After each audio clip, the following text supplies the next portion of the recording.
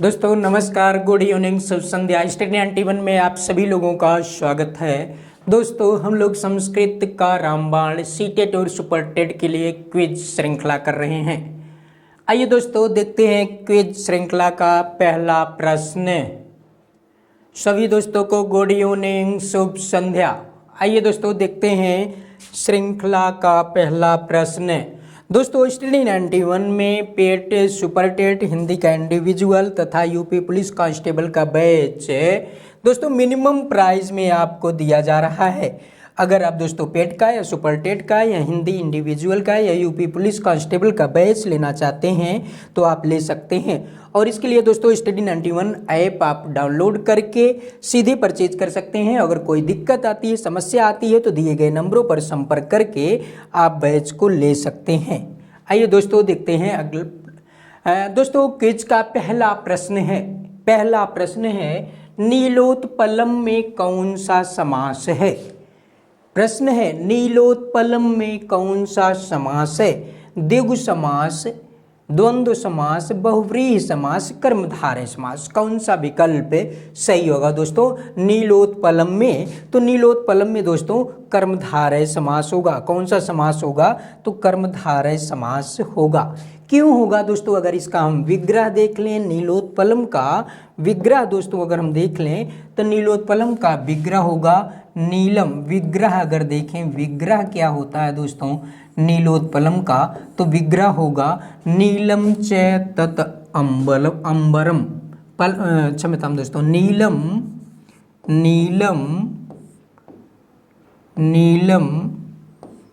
तत उत्पलम, नीलम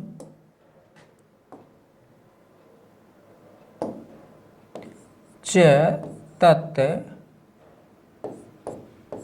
उत्पलम अर्थात नीला उत्पल, नीलोत्पलम, नीलम च तत उत्पलम।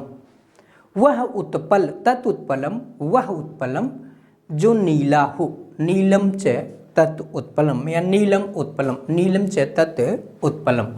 कौन सा समास होगा दोस्तों? अगर यहाँ हम समास देख लें, समास कौन सा होगा?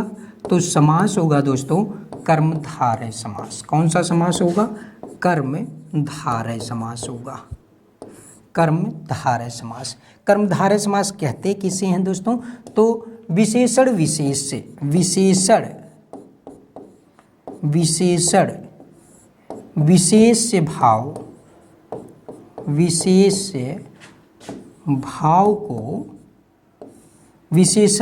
विशेष भाव को दोस्तों क्या कहते हैं? कर्मधारय समास कहते हैं। क्या कहते हैं? कर्मधारय समास कहते हैं। कर्मधारय समास कहते हैं। प्रस्तुत उदाहरण में दोस्तों कौन सा विशेषण है? तो नीलम विशेषण है। नीलम क्या है दोस्तों? नीलम यह विशेषण है। और उत्पल क्या है दोस्तों? तो उत्पल विशेष है। उत्पल क्या है?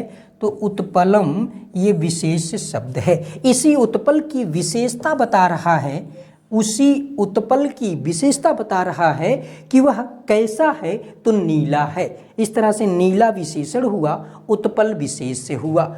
जो विशेषता बताता है दोस्तों, जो विशेषता बताए वो विशेषण है, जिसकी विशेषता बताए वो विशेष से है।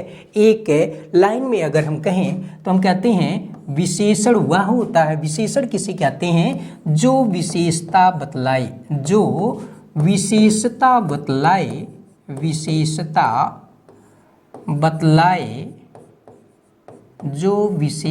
बतलाए वही दोस्तों क्या है? विशेषण है।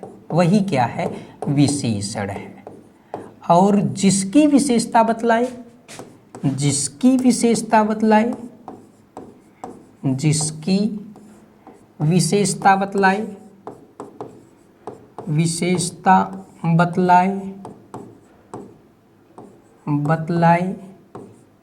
वही दोस्तों क्या होता है?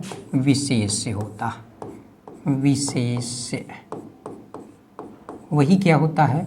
विशेष से होता है। यहाँ दोस्तों नीला उत्पल कैसा है? तो नीला है, काला है, पीला है, लाल है, हरा है, श्वेत है। तो यहाँ नीला, पीला, काला, हरा, श्वेत है, ये सब विशेषण हैं। किसके? जिसकी वह विशेषता बतला रहा है। वो नीली गाय, श्वेत गाय, काली गाय कर सकते हैं, नीला उत्पल, पीला उत्पल, काला उत्पल। कहने का तात्पर्य दोस्तों, विशेषण वह होगा जो विशेषता बतलाएगा, विशेषण कहलाएगा। जिसकी विशेषता बतलाएगा, विशेष कहलाएगा। यही विशेषण विशेष्य भाव नीलम च तत् उत्पलम, यह कर्मधारय समास के अंतर्गत आता है। दोस्तों ये कर्मधारय समास अगर हम देख लें, ये कर्मधारय समास, तो ये कर्मधारय समास तत्पुरुष का भेद होता है। किसका भेद होता है दोस्तों? तत्पुरुष का भेद होता है। तत्पुरुष का भेद होता है। ये दोस्तों कर्मधारय समास है। अगर इसका हम देख लें कि कर्मधारय समास में होता क्या है मूल रूप से, तो समानाधिकरण होता है। कर्मधारय समास में होता क्या है दोस्तों? तो कर्मधारय में समानाधिकरण होता है, अर्थात समान अधिकरण होते हैं। समानाधिकरण होता है, समानाधिकरण होता है, अर्थात अधिकरण समान होते हैं, अधिकरण समान होते हैं। जैसे नीलम, उत्पलम, दोनों दोस्तों अगर देखें तो ये है प्रथमा विभक्ति में है, प्रथमा विभक्ति में है। नीलम जिस वचन में है, जिस विभक्ति में है, उसी विभक्ति में दोस्तों उत्पल भी है। तो इस तरह से दोस्तों समान अधिकरण हुआ। क्या हुआ? समान अधिकरण हुआ।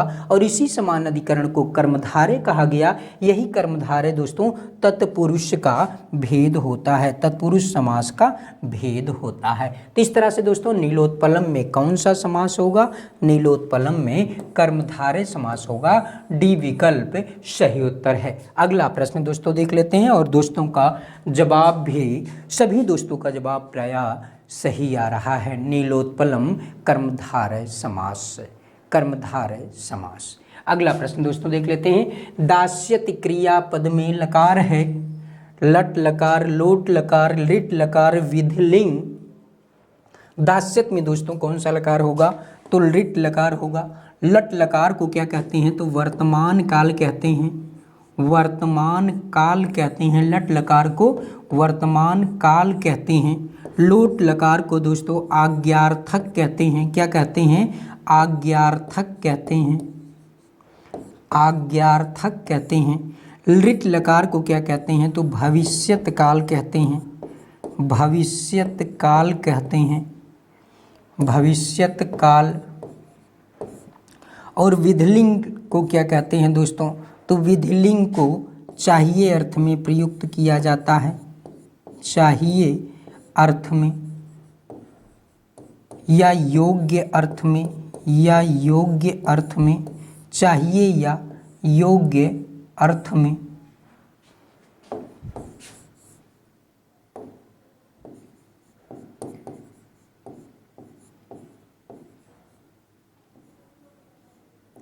ये हुआ दोस्तों हिंदी अर्थ लकार का। दोस्तों दास्यति है, दा धातु, दा धातु का लिट लकार।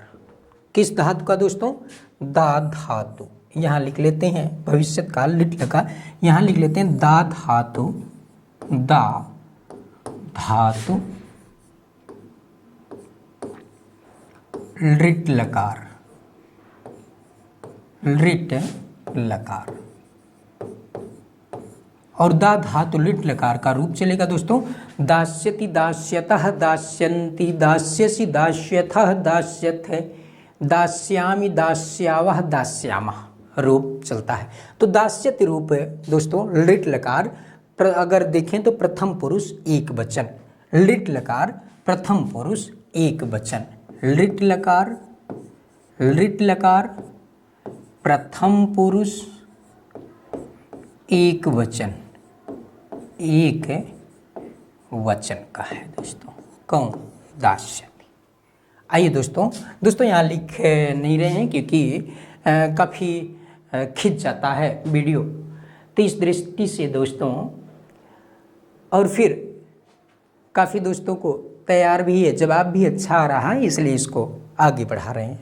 अगला प्रश्न दोस्तों बताइए। उदेति सविता ताम्रः एव अष्टम एति च संपत्तौ विपत्तौ च महताम एक रूपता। करें उदेति, उदित होता है, उदित होता है कौन? सविता, सूर्य। सविता उदेति, सूर्य उदित होता है। कैसा होता है? तो कह रहे हैं ताम्रः, ताम्र रंग का, एव ही अष्टम इति च, और ताम्र रंग में ही, तांबे के रंग में ही वह अस्त हो जाता है। अर्थात सूर्य उदित होते समय भी ताम्र रंग का होता है और जिस समय वह अस्त होता है उस समय भी ताम्र रंग का ही रहता है। उसी तरह से कह रहे हैं कि संपत्तौ विपत्तौ च महताम एक रूपता। संपत्ति में और विपत्ति में, संपत्तौ सप्तमी एक वचन का रूप, संपत्तौ संपत्ति में, विपत्तौ विपत्ति में, च और महताम एक रूपता।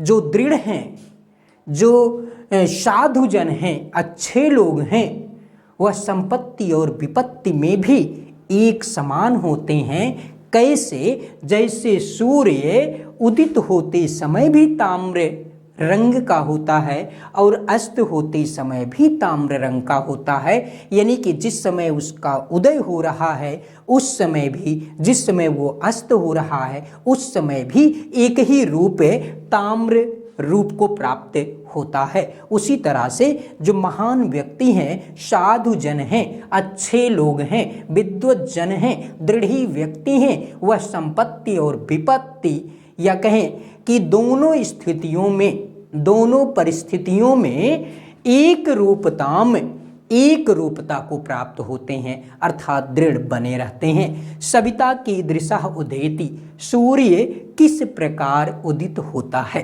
किस? तो ताम्रः पीतः नीलः हरितः। ताम्रः कौन सा अर्थ होगा? ताम्रः यहाँ दिया भी है दोस्तों, ताम्रः सविता उदेति, ताम्रः सविता उदेति।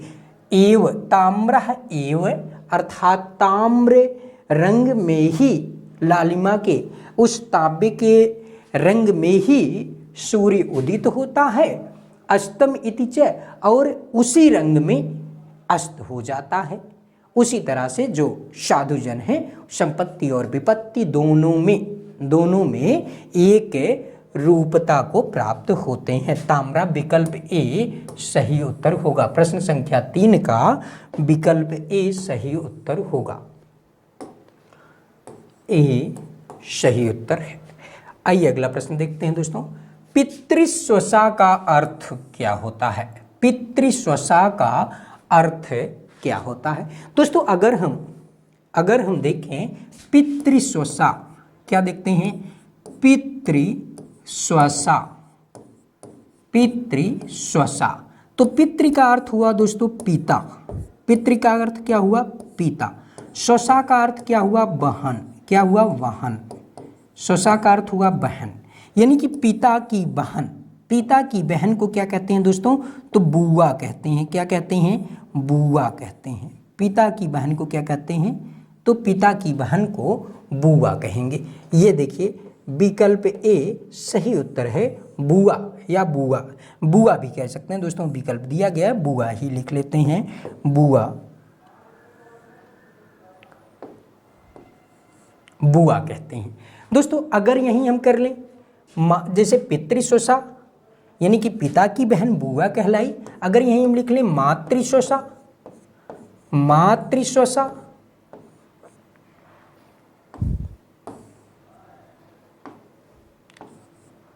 मातृस्वसा, मातृ का अर्थ हुआ दोस्तों माता, मातृ का अर्थ क्या हुआ? माता। स्वसा का अर्थ हुआ बहन। तो माता की बहन क्या कहलाएगी दोस्तों? मौसी कहलाएगी, मौसी कहलाती हैं। माता की बहन क्या कहलाएंगी? मौसी कहलाएंगी। पिता की बहन क्या कहलाएंगी? बुआ कहलाएंगी। क्या कहेंगी? बुआ कहेंगी। इस तरह से दोस्तों एक विकल्प आपका बन रहा है मौसी। तो मौसी के लिए कौन सा शब्द होगा? मातृस्वसा। यही लिख लेते हैं मातृस्वसा, मातृस्वसा यानी कि मौसी, मातृस्वसा मौसी। अगला दिया दोस्तों चाची। चाची को कहते हैं पितृव्या। क्या कहते हैं दोस्तों? पितृव्या, पितृव्या चाची को कहते हैं। और अगर चाचा को दोस्तों कहना हो, चाचा को, तो चाचा पितृव्या, क्या हो जाएंगे? पितृव्या। अगला है दोस्तों ताई। ताई को क्या कहते हैं? ज्येष्ठांबा। क्या कहते हैं? ज्येष्ठांबा, ज्येष्ठांबा कहते हैं। यानी कि जो बड़ी माँ होती हैं उनको ताई कहा जाता है। तो इस तरह से बुआ के लिए पितृस्वसा, चाची के लिए पितृव्या, ताई के लिए ज्येष्ठांबा, मौसी के लिए मातृस्वसा शब्द का प्रयोग किया जाता है। विकल्प ए सही उत्तर होगा दोस्तों, विकल्प ए सही उत्तर होगा, विकल्प ए सही उत्तर होगा। आइए दोस्तों देख लेते हैं अगला प्रश्न। दोस्तों स्टडी 91 में शीघ्र ही पुस्तकें प्रकाशित होने वाली हैं जो कि आपके एग्जाम की दृष्टि से महत्वपूर्ण हैं। साथ ही साथ पेट के लिए संपूर्ण अध्ययन सामग्री भी पुस्तक में आपको प्राप्त होगी। इसके अतिरिक्त सामान्य हिंदी, यूपीएसएससी पेट, स्टैटिक जीके और सुपर टेट वीडियो की भी दोस्तों पुस्तकें उपलब्ध होंगी शीघ्राति शीघ्र। आप दोस्तों इसको फ्री होम डिलीवरी के माध्यम से ले सकते हैं। अगला है दोस्तों गम धातु लृट लकार मध्यम पुरुष बहुवचन का रूप है। गमिष्यतः क्या होगा दोस्तों? मध्यम पुरुष बहुवचन का रूप क्या होगा? गमिष्यतः, गमिष्यथः, गमिष्यथ, गमिष्यावः, मध्यम पुरुष बहुवचन का रूप। तो दोस्तों अगर हम प्रथम पुरुष से मध्यम पुरुष उत्तम पुरुष को देखें तो मध्यम पुरुष बहुवचन के रूप में क्या होगा? गमिष्यथ होगा। सही, सी विकल्प सही उत्तर होगा, सी विकल्प सही उत्तर होगा। आइए दोस्तों इसी को लकार में देख लेते हैं। प्रथम पुरुष, मध्यम पुरुष, उत्तम पुरुष। प्रथम पुरुष, प्रथम पुरुष, मध्यम पुरुष, मध्यम पुरुष और उत्तम पुरुष, उत्तम पुरुष।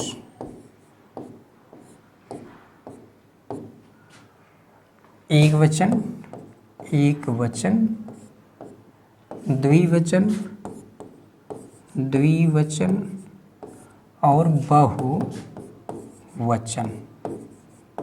बहुवचन। एक वचन में दोस्तों क्या बनेगा? गमिष्यति बनेगा। क्या बनेगा? गमिष्यति बनेगा। द्विवचन में गमिष्यतः, द्विवचन में गमिष्यतः और बहुवचन में गमिष्यन्ति, गमिष्यन्ति। तो इस तरह से दोस्तों प्रथम पुरुष में गम धातु लृट लकार, प्रथम पुरुष एक वचन में गमिष्यति, गमिष्यतः, गमिष्यन्ति और मध्यम पुरुष में बनेगा गमिष्यसि,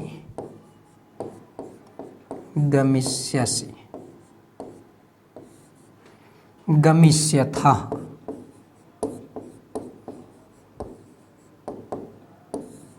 गमिष्यथ।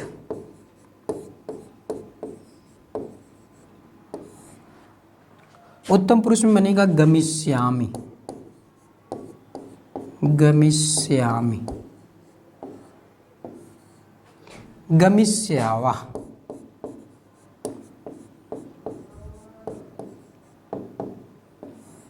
गमिष्यामः।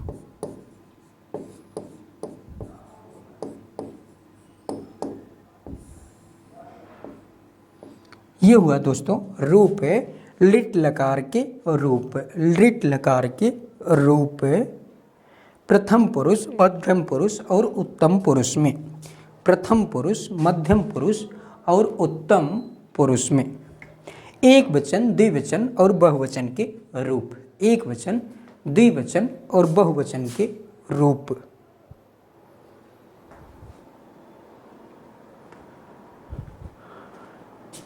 आइए दोस्तों देखते हैं अगला प्रश्न। अगला प्रश्न है आभ्यंतर प्रयत्न के प्रकार हैं।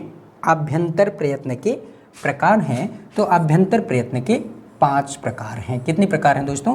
5 प्रकार हैं, यानी कि विकल्प ए सही उत्तर होगा। विकल्प ए सही उत्तर होगा। कौन कौन से दोस्तों? तो इसको लिख लेते हैं। आभ्यंतर प्रयत्न क्या? पहला प्रकार होता है स्पृष्ट। पहला प्रकार है स्पृष्ट। दूसरा प्रकार है ईषत स्पृष्ट। ईषत स्पृष्ट। तीसरा प्रकार है ईषत विवृत। ईषत विवृत। और चौथा प्रकार है विवृत। विवृत। पांचवा प्रकार है संवृत। संवृत। स्पृष्ट दोस्तों 25 वर्णों का होता है। ईषत स्पृष्ट 4 वर्णों का होता है। ईषत विवृत 4 वर्णों का होता है। विवृत 9 स्वरों का होता है। और संवृत 1, जिसे हम आ कहते हैं, यह संवृत होता है। यह संवृत होता है।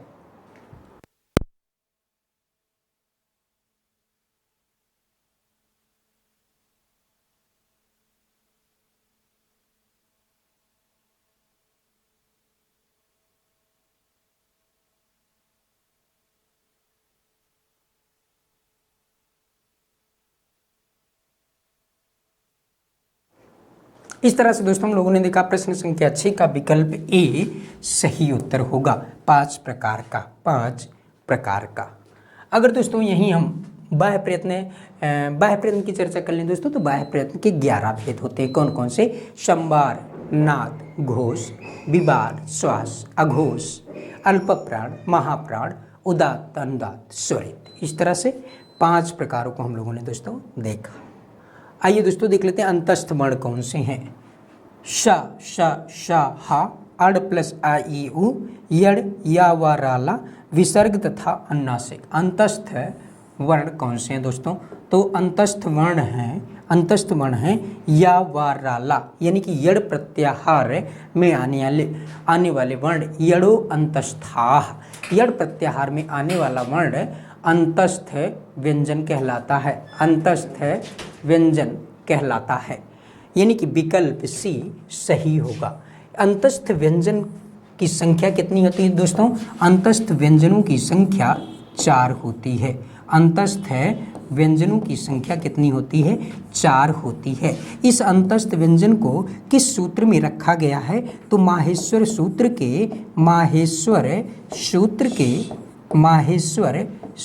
के दोस्तों 5वें और 6ठे सूत्र में। और 6ठे सूत्र में हा को छोड़ करके, हा नामक व्यंजन वर्ण को, हा को छोड़ करके जितने वर्ण आते हैं उनको हम अंतस्थ व्यंजन कहते हैं। और आने वाले वर्णों की संख्या अगर दोस्तों देख लें तो या, वा, रा और ला होते हैं। या, वा, रा, ला, इन्हीं को दोस्तों हम क्या कहते हैं? यड़ प्रत्याहार के अंतर्गत रखते हैं। यानी कि यड़ प्रत्याहार के अंतर्गत आने वाले वर्ण हैं या, वा, रा, ला, जिनकी संख्या 4 होती है। इसीलिए कहा गया यड़ो अंतस्थाः। यड़ प्रत्याहार में आने वाला वर्ण अंतस्थ व्यंजन कहलाता है। क्या कहलाता है? अंतस्थ व्यंजन कहलाता है। विकल्प सी दोस्तों सही उत्तर है। अगर इसमें देख लें शा, शा, शा, हा, तो इसे हम दोस्तों ऊष्म व्यंजन कहते हैं। क्या कहते हैं? ऊष्म व्यंजन कहते हैं। और ऊष्म व्यंजन दोस्तों, ये ऊष्म व्यंजन शल प्रत्याहार के अंतर्गत रखे जाते हैं। किसके अंतर्गत? शल प्रत्याहार के अंतर्गत। और विसर्ग तथा अनुनासिक देख लें, जेवामूली और उपधमानीय देख लें दोस्तों, तो इन्हीं को हम क्या कहेंगे? ये कहेंगे दोस्तों, इन्हीं को अयोग वाह कहते हैं। क्या कहते हैं? अयोग वाह कहते हैं। अयोग वाह कहते हैं। विसर्ग अनुनासिक अनुस्वार हो जाएगा दोस्तों। अनुस्वार, विसर्ग अनुस्वार, जीवामूली और उपधमानी, यही अयोगवा होते हैं। कितने होते हैं दोस्तों? 4 होते हैं। कितने होते हैं? 4 होते हैं। इस तरह से प्रश्न संख्या 7 का विकल्प सी सही उत्तर है। अगला प्रश्न है दोस्तों, अट प्रत्याहार के वर्ण हैं। अट प्रत्याहार के वर्ण हैं स्वर तथा हा य व र, आ ई उ ट, ए ओ तथा हा य ट, आ ई ट। दोस्तों पहला विकल्प सही है। अट प्रत्याहार पूछा जा रहा है दोस्तों। अट प्रत्याहार, अट प्रत्याहार में आने वाले वर्ण होंगे आ, ई, उ, री, री, ए, ओ, आई, औ, और इसके बाद हा, य, व, र, क्षमता दोस्तों केवल इतने ही वर्ण आएंगे अट प्रत्याहार के अंतर्गत, जिसमें दोस्तों आ, ई, उ, री, री, ए, ओ, आई, औ, इन्हीं को दोस्तों कहा गया, इन्हीं को कहा गया स्वर। इन्हीं को क्या कहा गया? स्वर कहा गया। और प्रश्न है स्वर तथा हा य व र। स्वर में अगर दोस्तों हम जोड़ कर दें हा य व र, हा या व रा, तो यही दोस्तों अट प्रत्याहार के अंतर्गत आने वाले वर्ण होंगे। किसके अंतर्गत? तो यही दोस्तों अट प्रत्याहार के अंतर्गत वर्ण आएंगे। इस तरह से स्वर तथा हा य व रा यह अट प्रत्याहार के अंतर्गत आने वाले वर्ण हैं। अट प्रत्याहार के अंतर्गत आने वाले वर्ण हैं। प्रश्न संख्या 8 का विकल्प ए सही उत्तर होगा। विकल्प ए सही उत्तर होगा। अगला प्रश्न दोस्तों, यूपी पुलिस कांस्टेबल का बैच प्रारंभ है, जिसमें 500 से अधिक recorded video classes, chapter wise test, PDF history material. दोस्तों अगर आप बैच लेना चाहते हैं तो आप बैच ले सकते हैं और इन नंबरों पर संपर्क करके किसी भी समस्या का समाधान प्राप्त कर सकते हैं जो कि बैच लेने से संबंधित हो। दोस्तों पेट का नया बैच भी दोस्तों प्रारंभ है, जिसमें आप अप्लाई कूपन पेट 91 अगर आप अप्लाई करते हैं तो एक्स्ट्रा डिस्काउंट भी आपको दिया जाएगा। आप बैच को ज्वाइन कर सकते हैं। अगला प्रश्न दोस्तों, ऊष्म वर्णों का बोधक प्रत्याहार है। यड़ प्रत्याहार, सल प्रत्याहार, हस प्रत्याहार, अस प्रत्याहार। क्या होगा दोस्तों बताइए? ऊष्म वर्णों का बोध कराने वाला, तो ऊष्म वर्णों का बोध कराने वाला दोस्तों सल प्रत्याहार है, यानी कि बी विकल्प सही उत्तर होगा। यड़ दोस्तों, यड़ प्रत्याहार ये अंतस्थ व्यंजन का बोध कराता है। अंतस्थ व्यंजन का बोध कराएगा। और यही दोस्तों अर्ध स्वर का भी बोध कराता है। अर्ध स्वर का भी बोध कराता है। सल प्रत्याहार दोस्तों यह ऊष्म व्यंजन का बोध कराता है। किसका? ऊष्म व्यंजन का बोध कराता है। ऊष्म व्यंजन का। हस प्रत्याहार में आने वाला दोस्तों, हस प्रत्याहार में आने वाला वर्ण किसका बोध कराएगा? अगर देखें हैं तो ये संबार का बोध कराता है। संबार, नाद और घोष। संबार, नाद, घोष, इनका बोध क्या कराएगा दोस्तों? हस प्रत्याहार कराएगा। हस प्रत्याहार। इसी के साथ साथ दोस्तों अगर हम देखें विवार, विवार, श्वास और अघोष को देख लें, अघोष को देख लें, तो यही दोस्तों विवार, श्वास, अघोष ये खर प्रत्याहार कराएगा। खर प्रत्याहार। इस तरह से दोस्तों प्रश्न संख्या 9 का विकल्प बी सही है और दोस्तों का जवाब भी बिल्कुल सही उत्तर आ रहा है। दोस्तों एक बार लिंक को शेयर कर दीजिए। आइए दोस्तों देखते हैं अगला प्रश्न। अगला प्रश्न है ईषत् स्पृष्ट प्रयत्न है। ईषत् स्पृष्ट प्रयत्न है स्पर्श व्यंजनों का, अंतस्थों का, ऊष्म वर्णों का, स्वरों का। ईषत् स्पृष्ट किसका होता है दोस्तों? तो ईषत् स्पृष्ट अंतस्थों का होता है। किसका होता है? अंतस्थों का क्या होगा दोस्तों? ईषत् स्पृष्ट होगा। क्या होगा? ईषत् स्पृष्ट। यहाँ लिखते हैं ईषत् स्पृष्ट, ईषत् स्पृष्ट, और ये प्रयत्न है दोस्तों। ईषत स्पृष्ट, आभ्यंतर प्रयत्न। स्पर्श का दोस्तों क्या होता है, स्पृष्ट होता है। क्या होता है, स्पृष्ट होता है। और ऊष्म वर्णों का क्या होता है दोस्तों, तो ईषत विवृत होता, ईषत विवृत होता, ईषत विवृत होता। और स्वरों का क्या होता है, तो स्वरों का दोस्तों विवृत होता है, स्वरों का क्या होता है, विवृत होता है। स्पृष्ट कौन कौन कितने वर्ण होते हैं दोस्तों, 25 वर्ण होते हैं। ईषत स्पृष्ट कितने वर्ण होते हैं दोस्तों, 4 वर्ण। ईषत विवृत कितने होते हैं, 4 वर्ण होते हैं। विवृत कितने होते हैं, 9 स्वर होते हैं। अगर देखें कि 25 वर्ण कहाँ से कहाँ तक हैं, तो का से लेकर दोस्तों, का से लेकर माँ तक, का से लेकर माँ तक के वर्ण, इसी को हमने कहा कम, इसी को कहा कम। और यही कम दोस्तों क्या है, स्पृष्ट है। इसके बाद 4 वर्ण और कौन कौन से आते हैं, तो या आता है, वा आता है, रा आता है, ला आता है, जिसे हम यड़ प्रत्याहार के अंतर्गत रखते हैं। इसे ही दोस्तों क्या कहते हैं, या वा राला को ही क्या कहेंगे दोस्तों, ईषत स्पृष्ट कहते हैं। ईषत विवृत में दोस्तों क्या आता है, शा आता है, सा आता है, सा आता है और हा आता है, जिसकी संख्या दोस्तों 4 है। इसी को क्या कहेंगे, ईषत विवृत कहेंगे। विवृत दोस्तों 9 है, जिनको हम कहते हैं आ, ई, उ, री और री तथा ए, ओ, आई, औ, जिनकी संख्या 9 है। इन्हीं को दोस्तों क्या कहा जाता है, विवृत कहा जाता है। तो इस तरह से दोस्तों हम लोगों ने देखा ईषत स्पृष्ट प्रयत्न किसका होता है, अंतस्थों का होता है। विकल्प बी सही उत्तर होगा, विकल्प बी सही उत्तर होगा। अगला प्रश्न है दोस्तों, अकर्मक तथा सकर्मक का संबंध है। संज्ञा से, सर्वनाम से, क्रिया से, विशेषण से। किससे है दोस्तों, क्रिया से।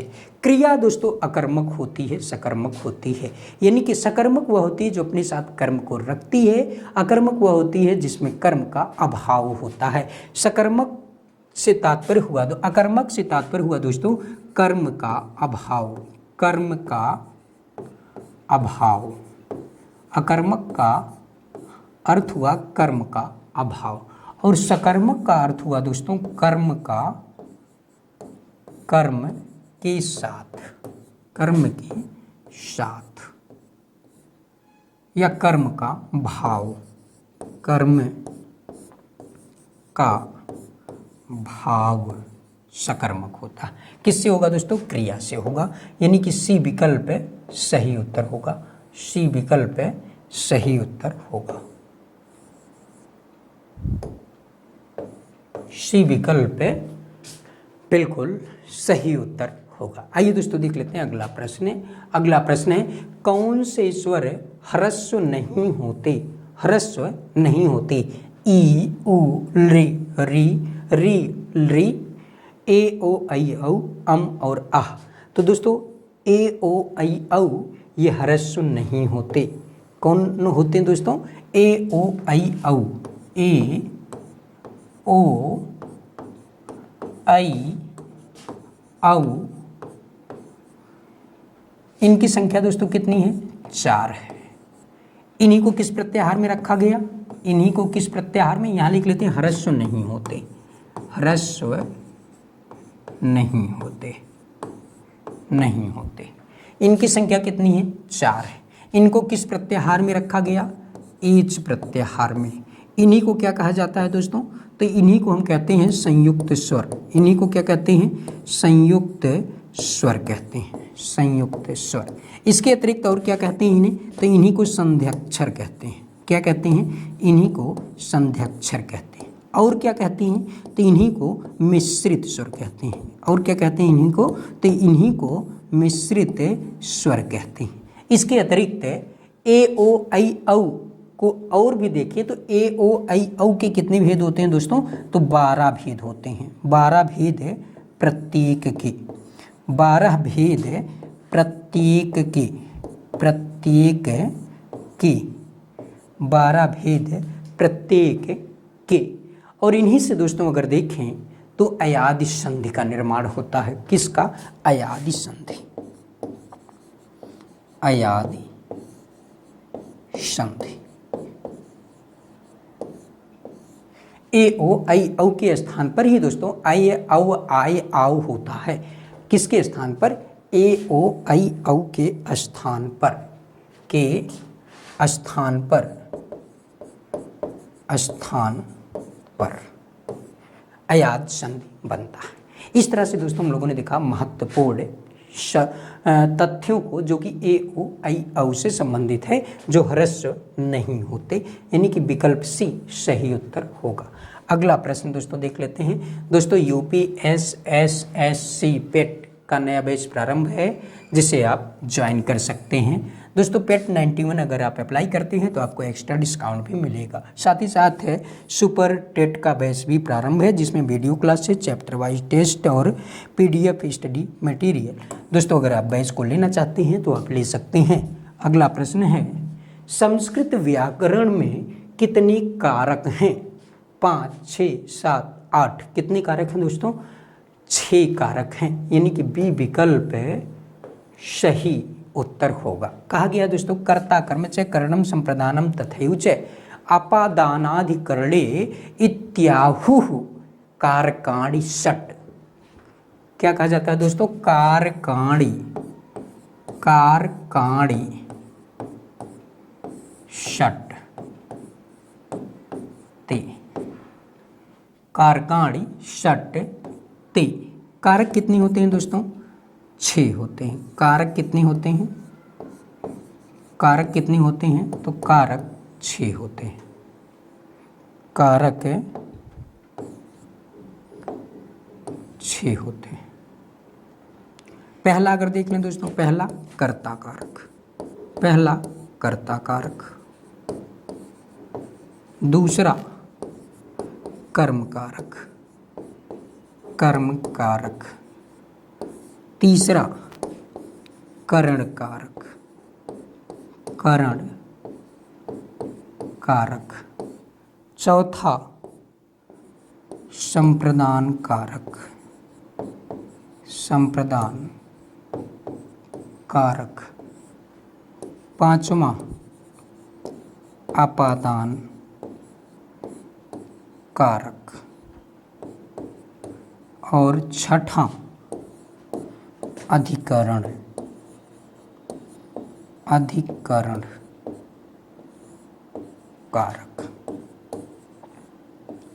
दोस्तों संस्कृत में संबंध को, संबंध को, संबंध को, संबंध को कारक, कारक नहीं माना जाता। संबंध को कारक नहीं माना जाता। इसलिए कारक कितने होते हैं दोस्तों? तो कारक 6 होते हैं। कर्ता कारक, कर्म कारक, करण कारक, संप्रदान कारक, अपादान कारक, अधिकरण कारक। 6 प्रकार के कारक, 6 प्रकार के कारक। विकल्प प्रश्न संख्या 13 का विकल्प बी सही उत्तर होगा। अगला है दोस्तों प्रतिदिनम में समास है। प्रतिदिनम में समास है कर्मधारय समास, तत्पुरुष समास, अव्ययी भाव समास, द्वंद्व समास। कौन सा समास होगा? अव्ययी भाव समास, यानी कि विकल्प सी सही उत्तर होगा। विकल्प सी सही उत्तर होगा। कर्मधारय समास दोस्तों विशेषण विशेष से भाव होता है। इसमें क्या होता है? विशेषण विशेष से भाव होता है। विशेषण विशेष, विशेषण विशेष से भाव संबंध होता है। तत्पुरुष में दोस्तों प्रायः उत्तर पद की प्रधानता होती है। प्रायः उत्तर पद की प्रधानता होती है। प्रायः उत्तर पद की प्रधानता होती है। अव्ययी भाव समास में दोस्तों प्रायः पूर्व पद की प्रधानता, पूर्व पद की प्रधानता, प्रायः पूर्व पद की प्रधानता। और द्वंद्व समास में दोस्तों दोनों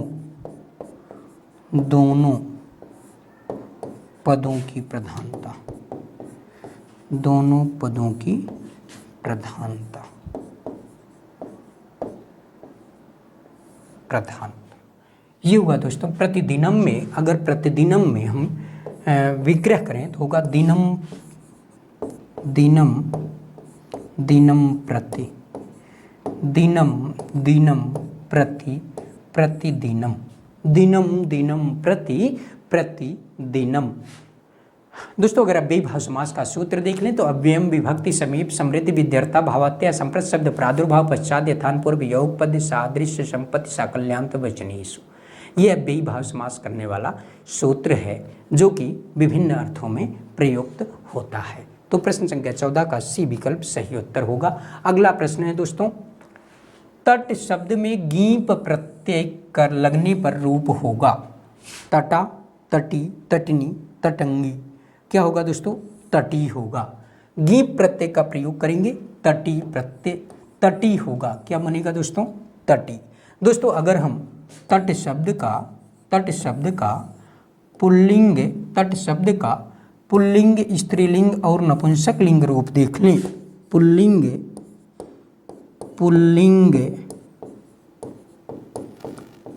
स्त्रीलिंग, स्त्रीलिंग और नपुंसक लिंग, नपुंसक लिंग में रूप देखें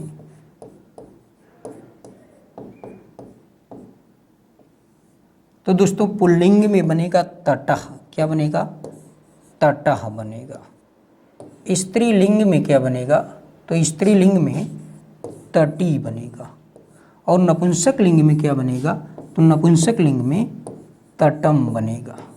और यहाँ जो तटी है दोस्तों, इस तटी में गीप प्रत्यय है। तटी में कौन सा प्रत्यय है? तो गीप प्रत्यय है। गीप प्रत्यय, गीप प्रत्यय। इस तरह से दोस्तों विकल्प बी सही उत्तर होगा। प्रश्न संख्या 15 का विकल्प बी सही होगा। आइए दोस्तों देखते हैं अगला प्रश्न। प्राय दोस्तों का जवाब सही है। आइए दोस्तों देखते हैं अगला प्रश्न। अगला प्रश्न है, कौन सा कथन गलत है? कौन सा कथन गलत है? संस्कृत में वचनों की संख्या 3 होती है, बिल्कुल सही उत्तर है। संस्कृत में पुरुषों की संख्या 3 होती है, बिल्कुल सही उत्तर है। संस्कृत में लिंगों की संख्या 3 होती है, बिल्कुल सही उत्तर है। संस्कृत में कारकों की संख्या 3 होती है, गलत उत्तर है। कारक कितने होते हैं दोस्तों? 6 होते हैं। कितने होते हैं? तो 6 होते हैं। कारक कितने होते हैं? 6 होते हैं। कर्ता, कर्म, करण, संप्रदान, अगर देखें इसी को श्लोक के माध्यम से हम कहते हैं कर्ता कर्म च करणम संप्रदानम तथैव च अपादानाधिकरणम मित्याहु कारकाणि षट्ते। यानी कि कारक कितने होते हैं? 6। कारक कितने होते हैं? 6। ये 3 उत्तर गलत है। 3 उत्तर क्या है? गलत है। कारकों की संख्या कितनी होती है? तो कारकों की संख्या होती है 6। अगर दोस्तों यहीं हम वचनों की संख्या देख लें, 3 कौन कौन से हैं? 3 कौन कौन से हैं? तो हम कहते हैं एक वचन, पहला, दूसरा, तीसरा। पहले को कहते हैं एक वचन, एक वचन, द्विवचन, द्विवचन और बहुवचन, बहुवचन। ये 3 प्रकार के। पुरुषों की संख्या दोस्तों 3 होती है। पुरुषों की संख्या 3 होती है, पहला, दूसरा, तीसरा। पहला है प्रथम पुरुष, पहला है प्रथम पुरुष, प्रथम पुरुष। दूसरा है मध्यम पुरुष, मध्यम पुरुष, प्रथम पुरुष, मध्यम पुरुष। और तीसरा है उत्तम पुरुष, उत्तम पुरुष। संस्कृत में लिंगों की संख्या कितनी है दोस्तों? तो ये भी 3 होती है। कितनी होती है?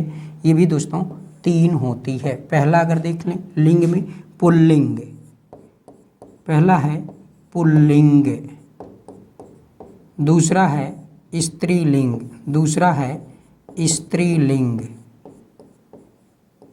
स्त्रीलिंग।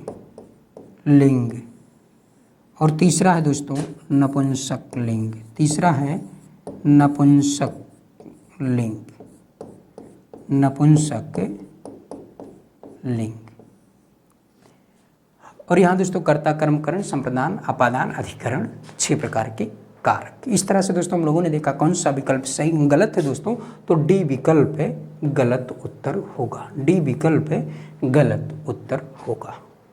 अगला प्रश्न है दोस्तों यूपी लेखपाल के लिए ग्रामीण समाज, सामान्य हिंदी, सामान्य ज्ञान, सामान्य गणित की पुस्तकें दोस्तों कॉम्बो ऑफर के तहत आपको मिनिमम प्राइस पर प्रदान की जा रही हैं, जिसको आप घर बैठे प्राप्त कर सकते हैं। इसके अलावा वीडियो का हल प्रश्न पत्र है जो कि विगत परीक्षा में पूछा गया है, और उससे संबंधित मॉडल टेस्ट पेपर ये आपको होम डिलीवरी के माध्यम से दोस्तों घर बैठे प्राप्त हो सकता है। अगर आप पुस्तक को लेना चाहते हैं तो आप इन नंबरों पर संपर्क करके बुक कर सकते हैं।